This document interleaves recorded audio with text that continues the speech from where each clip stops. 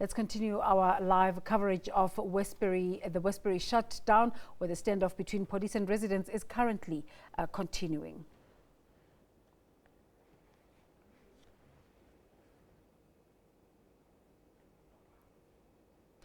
Lopang, can you hear us this morning?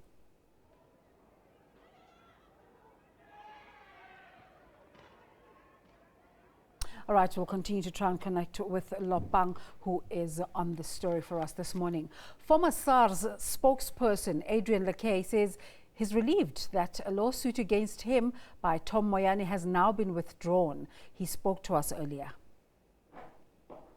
More relieved than vindicated.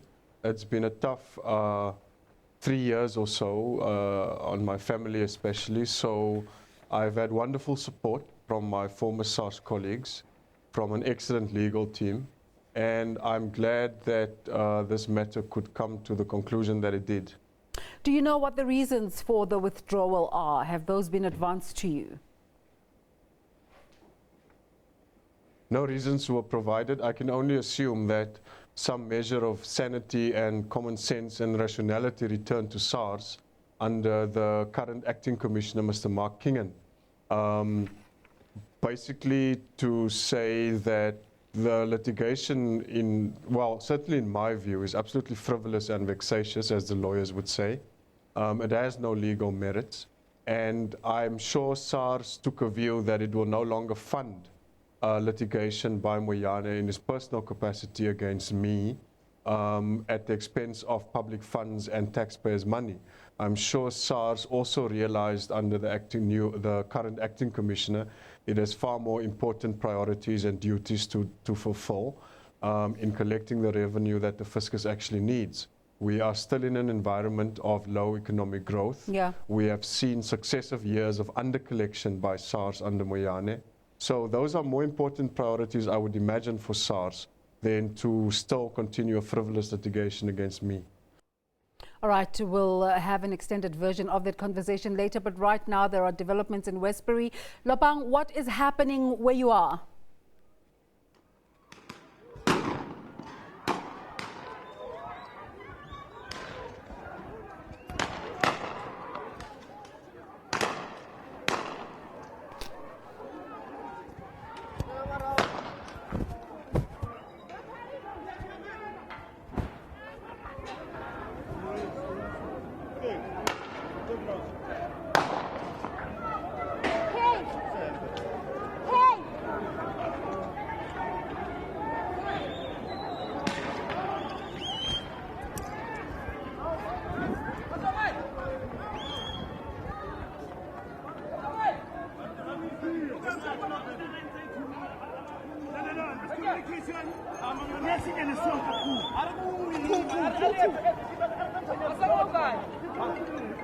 Hello, Marika. I don't know what happened. Okay, no problem.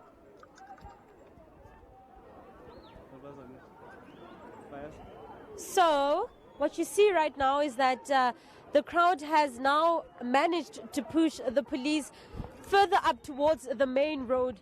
I did make mention earlier to the fact that the police are now outnumbered. Hundreds of the protesters, of course, we cannot see as much as you can, but hundreds of protesters are walking now towards the main road, and the police were forced to move backwards. I will show you that some police have now just standing here, because what's happening is that the more the police go that side, the more the protesters move forward, as the police are now unable to move them backwards. So it's a very difficult here. The police are in a very difficult position as we speak. We can see more rubber bullets being used to try and disperse the crowd, but it seems as though the police are unable to now manage this crowd.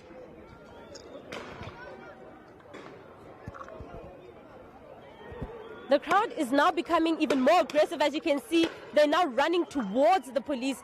The police moving backwards, and that's exactly what they did not want to happen. The crowd is becoming stronger. They're moving closer, drawing closer towards the main road. That's their target. They did mention that they want to close the road completely. So they are now moving towards the main road. As you can see, police are now completely outnumbered. There are now 2-3 police officers who have rubber bullets with them.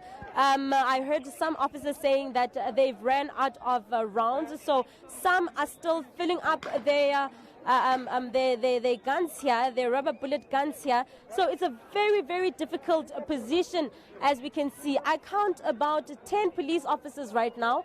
They're now 13, 14, 15 as compared to the hundreds of protesters here. So I honestly, at this point, I'm waiting to see what the police are going to do. Are they going to deploy more police officers for more different stations, or are they just going to try and control this crowd? But the situation as it stands right now is that the police are finding it very difficult to maintain this particular crowd. The police are finding it very difficult to try and disperse the crowd. As you can see, they become stronger by the minute. They're now moving towards where we are right now, and that's exactly what the police did not want in the first place. So this is an issue that is now going completely out of hand. I feel as though now the pertinent issues are not being addressed. What is happening right now is the fact that the protesters have just become violent right now, and we're just waiting to see exactly what other contingency plans the police have in place, because it seems as though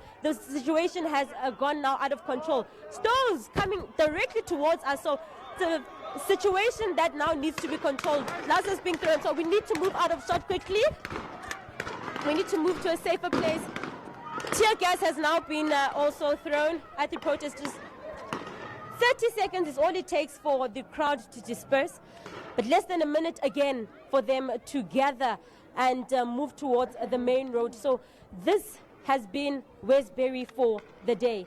Rubber bullets, stones, glasses, petrol bombs, tear gas, all of that has been the order of the day here in Westbury. Lopang, throughout the morning, we've seen the action, as you've said, counter-action, the community with stones and petrol bombs, and the police with rubber bullets. And we saw that policeman in the morning whose pants caught fire, but he was able to get help quickly.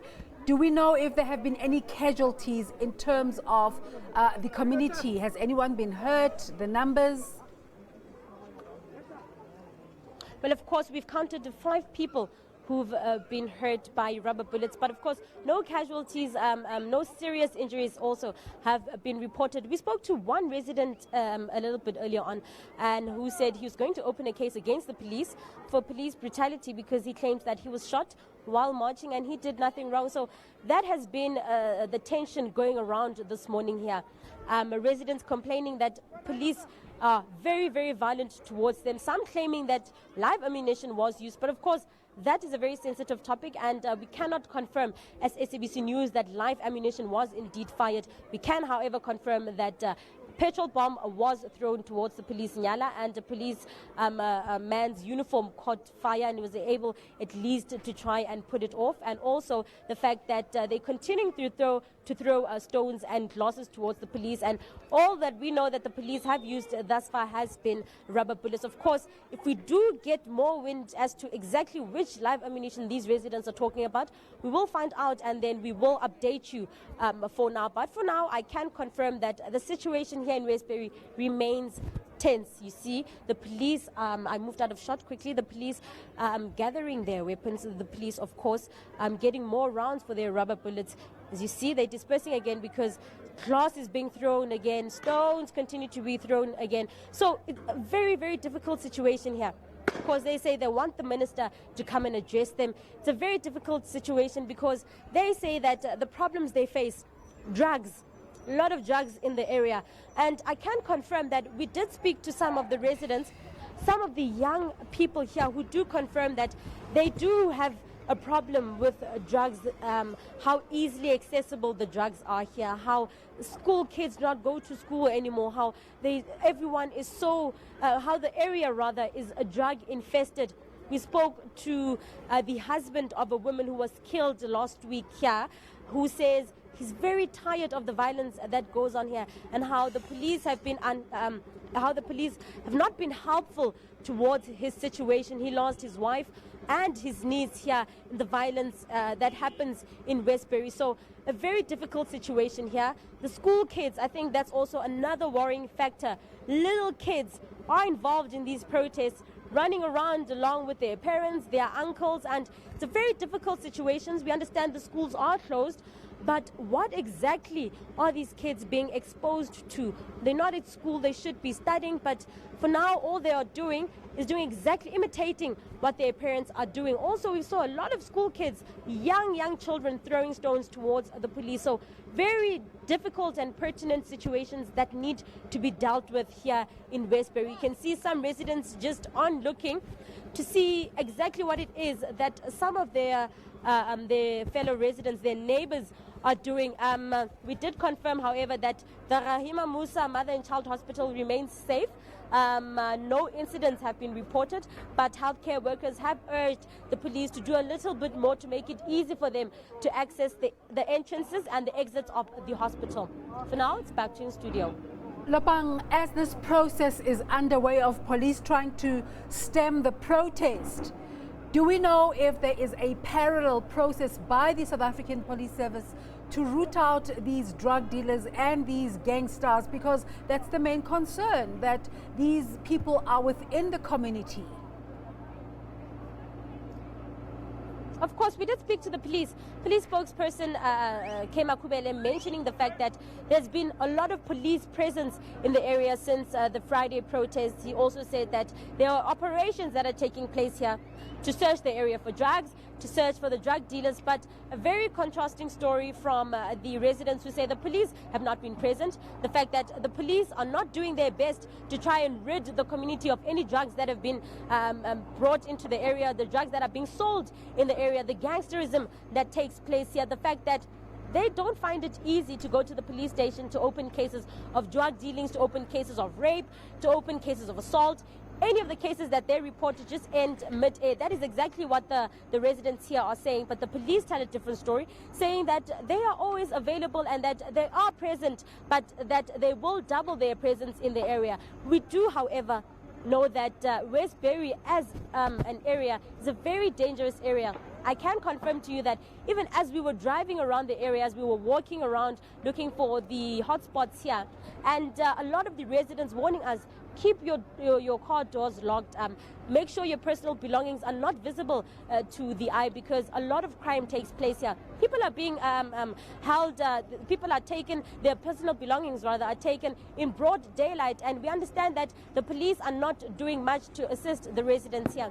So apparently the reason why these residents are so angry is the fact that last week the last straw was when they allowed a situation where a woman was caught in the crossfire, a child was also killed, and that is when the community say they completely lost it and say they need to protest to show the police officers and to show the government just how unsatisfied they are with the service they've been receiving from the police service station here. They say the police station that they complain about is the Sophia Town police station, saying it's not accessible to them, and how is it that people can just start shooting at each other in broad daylight over some gangster situation. So those are the issues here that the police need to discuss with the residents. There have been no meetings, as we speak rather right now, between the police and the residents. So we need to understand from the police's side, they have not yet been able to confirm if indeed they will be meeting with the community members, because that's exactly what the community members say. They need to sit down with the police to talk a way forward as to how they will then deal with these issues that they are facing. Lopang, you showed us footage earlier on of a woman being taken into custody, put into a nyala. Now I want to ask you two things. How many people have been taken into custody, but also are they arresting the right people who are the perpetrators of the violence? Well, of course, the lady we saw earlier, we had spoken to her a little bit earlier on, and she seemed like a very angry woman. She did, however, mention the fact that she would rather be arrested than stay here and allow the police to violate her and her people. So she was taken into custody. We did, of course, also see her throwing stones towards the police, and that is why she was taken in. We can confirm that 2 other people were taken into custody. Of course, we do not know at this point what they will be charged with, but what Kema Kubele said, the charges are likely to be common assault towards the police officers and also destruction of property, because what I can confirm is that there's a house here by the corner from where we are standing right now. This house is a corner house and has been badly affected by these protests. The geyser up there splashed all its water because the petrol bomb was also thrown onto that that roof up there. So not so many issues here today, so many residents, some really angry and some not appreciating these protests, saying they could be a little bit more peaceful. We'll also see here another police vehicle has been deployed to the scene to try and ensure that the police are not outnumbered. So as Kema Kubele did mention a little bit earlier on, that more police officers have been deployed to the scene. So we're starting to see more police vehicles coming to the scene here. But for now, it is indeed back to you in studio. Thank you so much there to Lopang Alamu, who's doing sterling work covering developments in Westbury for us this morning. And I have